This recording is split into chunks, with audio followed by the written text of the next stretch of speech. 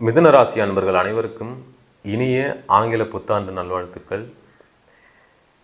இந்த வீடியோவில் இந்த பதிவில் என்ன நம்ம பார்க்க போகிறோம் அப்படின்னா, இந்த மிதுன ராசிக்கு இந்த ஓராண்டு காலம் இந்த கிரகங்களுடைய சஞ்சாரம் எப்படி இருக்க போகுது.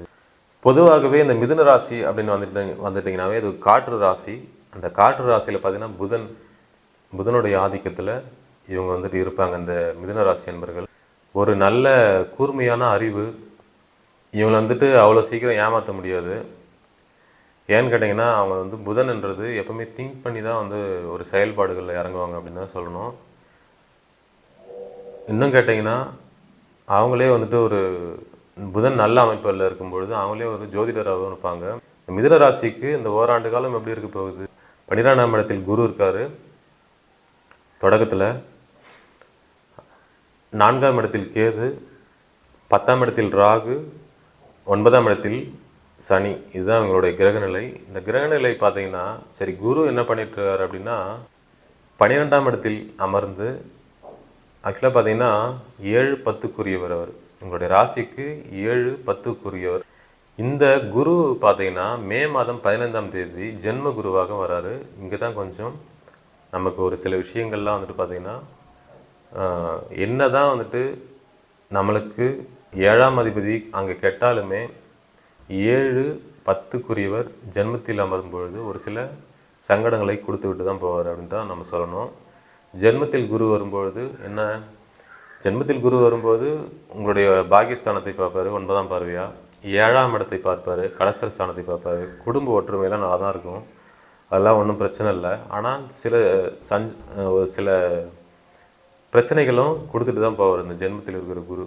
மனக்குழப்பத்தை கொடுப்பார். செய்யாத தப்பிற்கு தண்டனை கொடுக்கக்கூடிய ஒரு அமைப்பு.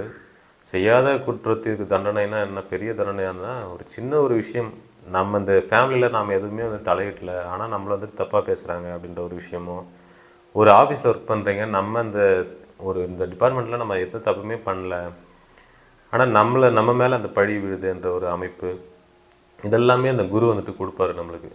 அதுதான் மன அழுத்தத்தை நமக்கு கொடுக்கும் அப்படின்னே சொல்லலாம். தேவையில்லாத அலைச்சல் திருச்சல் இதெல்லாம் கொடுக்கும். நீங்கள் ஒரு இடத்துல ஒர்க் பண்ணுறீங்க அப்படின்னா அந்த ஒர்க்கு பண்ணுற இடத்துலேருந்து ட்ரான்ஸ்ஃபர் கிடைக்கிறது, வேறு ஒரு இடத்துக்கு அனுப்புறது, இது மாதிரியான மன உளைச்சல்கள்லாம் கண்டிப்பாக இந்த மிதுன ராசி அன்பர்களுக்கு கிடைக்கும் அப்படின்றது தான் உண்மை.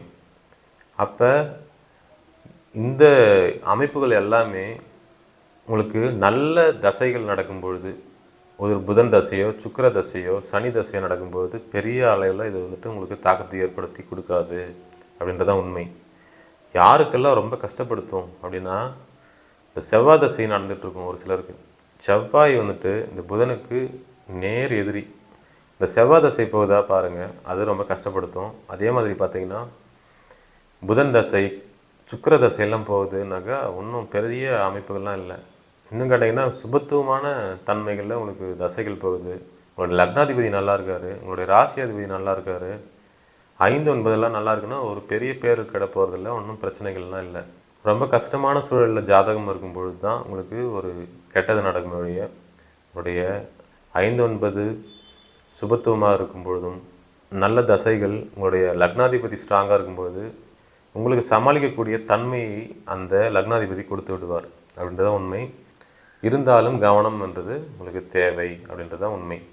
சரி, இந்த 4ஆம் இடத்தில் இருக்கக்கூடிய கேது இது நாள் வரைக்கும் பார்த்திங்கன்னா வீடு கட்டுற சார்ந்த விஷயங்களில் பிரச்சனை, வண்டி வாகனங்களில் பழுதடைகிறது, இந்த மாதிரி விஷயங்கள்லாம் இந்த கேது ஏற்படுத்தி கொடுத்துட்டு இருந்தார். 4ஆம் இடத்துல கேது இருக்கிறது சுகஸ்தானத்தை கெடுத்திருப்பார். அதாவது சுகஸ்தானம்ன்றது உடைய உடம்பில் ஏதாவது சின்ன சின்ன பிரச்சனைகள் போயிருக்கலாம், ஹாஸ்பிட்டல் செலவெல்லாம் இருந்திருக்கும்.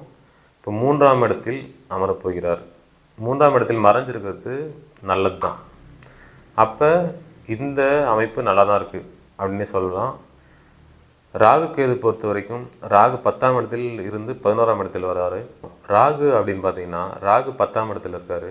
அவர் மே மாதம் 18ஆம் தேதி பார்த்திங்கன்னா இந்த ராகு கேது பயிற்சியில் 10ஆம் இடத்தில் இருந்த ராகு 9ஆம் இடத்திற்கு பயிற்சி ஆகிறாரு. ராகு கேதுகள் ஆண்டி கிளாக் வாய்ஸில் சுற்றும். அதனால் 10க்கு அப்புறம் 9ஆம் இடத்துல வராரு. 9ஆம் இடம்ன்றது பாக்கியஸ்தானத்தில் அமரப்போகிறார். இந்த பாக்கியஸ்தானத்தில் அசுப கிரகங்கள் இருக்கிறதுன்றது அவ்வளோ நன்மை தரக்கூடிய அமைப்பில்லை. ஆனாலுமே இந்த சனி பார்த்தீங்கன்னா 10ஆம் இடத்தில் ஜீவனஸ்தானத்தில் சஞ்சாரம் செய்ய போகிறார். உங்களுக்கு 8, 9க்குரியவர் 10ஆம் இடத்துல இருக்க போகிறாரு.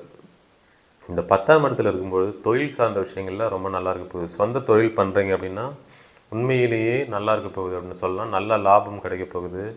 புதுசாக வேலை கிடைக்க போகுது. வேலையே இல்லை, கஷ்டப்பட்டுட்ருக்கேன், இந்த மிதுன ராசிக்காரர்கள்லாம் வந்துட்டு கஷ்டப்பட்டுட்ருக்கேன் அப்படின்னா வேலை கிடைப்பதற்கான வாய்ப்புகள் 100% இருக்குது அப்படின்னு சொல்லலாம். சொந்த தொழில் தொடங்கிறதுக்கான வாய்ப்புகள் இருக்குது. அதில் லாபம் கிடைக்கிறதுக்கான வாய்ப்புகள். 10ஆம் இடத்துல ஒரு பாவகிரகங்கள் இருக்கிறது நல்லது. அதுவும் சனி போன்ற கிரகங்கள் இருக்கிறது ரொம்ப ரொம்ப நல்லது. சனி வந்துட்டு தொழில்காரகன். தொழில் சார்ந்த விஷயங்களில் இந்த ஓராண்டு காலம் உங்களுக்கு எந்த பிரச்சனையுமே இல்லைன்னு தான் சொல்லணும். நம்ம 3ஆம் இடம் என்றது இளைய சகோதரம்.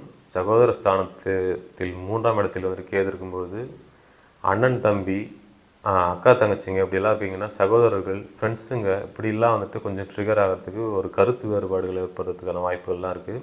உங்களுடைய வாழ்க்கையில் என்னெல்லாம் நீங்கள் கேட்குறீங்களோ அதெல்லாம் நடந்துட்டு தான் இருக்க போகுது. இந்த ஜென்மகுரு தவிர்த்து மீதி எல்லா கிரகங்களும் உங்களுக்கு நல்ல ஒரு தன்மையில் தான் செயல்பட போகுது இந்த ஓராண்டு காலம். இந்த ஓராண்டு காலம் இந்த மிருகராசி அன்பர்கள் அனைவருக்கும் சிறப்பாக அமைய வாழ்த்துக்கள். வணக்கம்.